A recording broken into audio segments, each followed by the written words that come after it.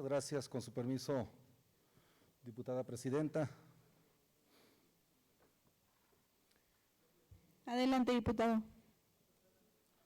Es importante hacer una remembranza del conflicto que las y los zacatecanos, sobre todo los de esta capital y zona conurbada, están viviendo y seguirán viviendo por esta circunstancia de desacierto en una decisión política que trasciende hacia el beneficio o perjuicio de más de 10,000 familias zacatecanas, unas de maestros y maestras en activo de la nómina estatal y otras de maestros y maestras pensionados en el ISTESAC. El desacierto se da cuando no se atiende una petición del frente de sindicatos, sus líderes y sus organizaciones que le solicitaban al gobernador electo David Monreal Ávila para que desistiese del interés por medio de comunicación con el todavía gobernador Alejandro Tello, para que la iniciativa de nueva ley de ISTESAC no se presentara. Pero eso ocasionó, primero, que se calificara como lesiva esa ley. Segundo, alentar a la organización la masificación de participación de inconformidad a expresarse en las calles, a establecerse una agenda de lucha, lucha magisterial, lucha social, lucha por el derecho a ser escuchados, a opinar, a construir un consenso y un acuerdo político y evitar lo que se intentó, que fue un albazo legislativo. Eso lo único que ocasionó fue un deterioro a la autoridad, a la saliente, a la entrante, y el no haber establecido como gobernante saliente y entrante una agenda común, que era fundamental.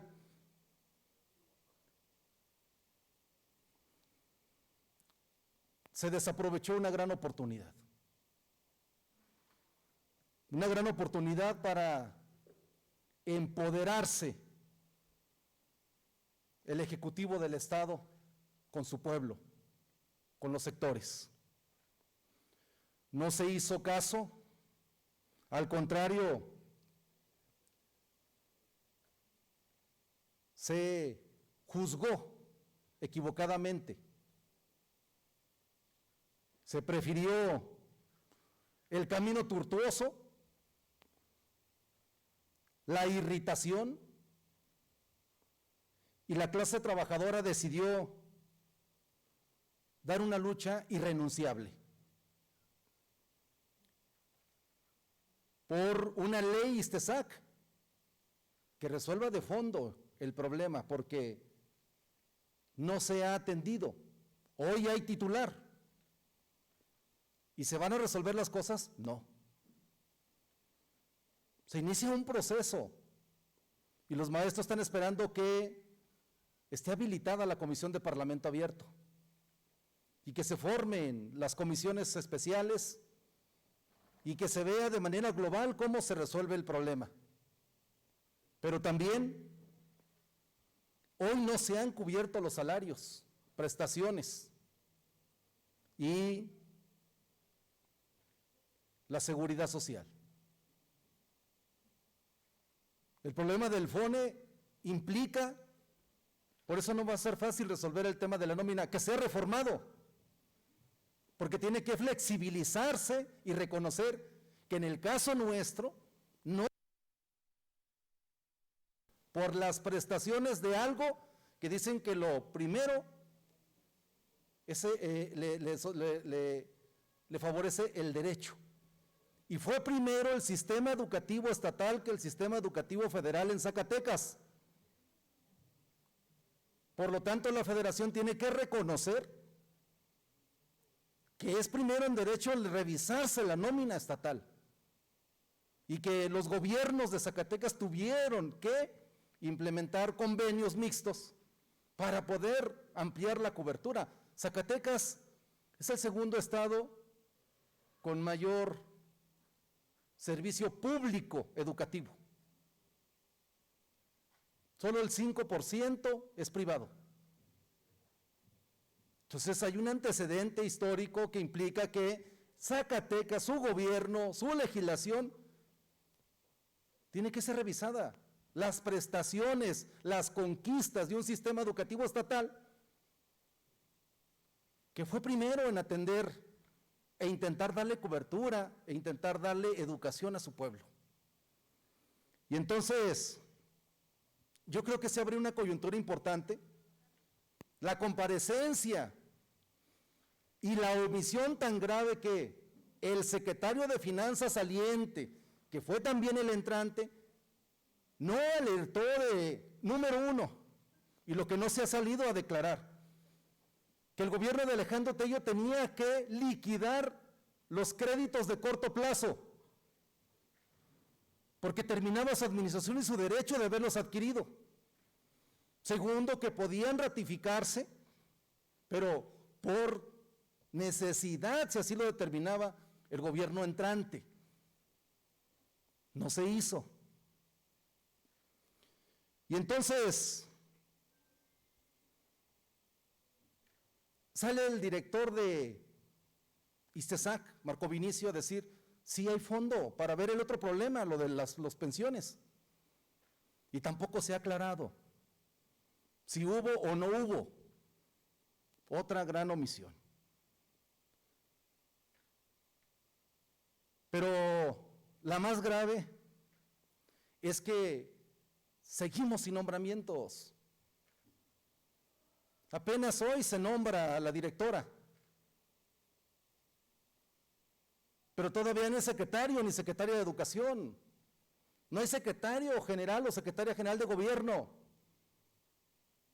Entonces siguen siendo graves omisiones, porque entonces ¿cómo vamos a tratar de pactar con la federación este tema? Y tenemos que decirle al Congreso de la Unión que tiene que legislar, porque de lo contrario lo único que nos queda es la condena de que el gobernador va a tener que ir a estirar la mano a la derecha o a la izquierda, la que sea.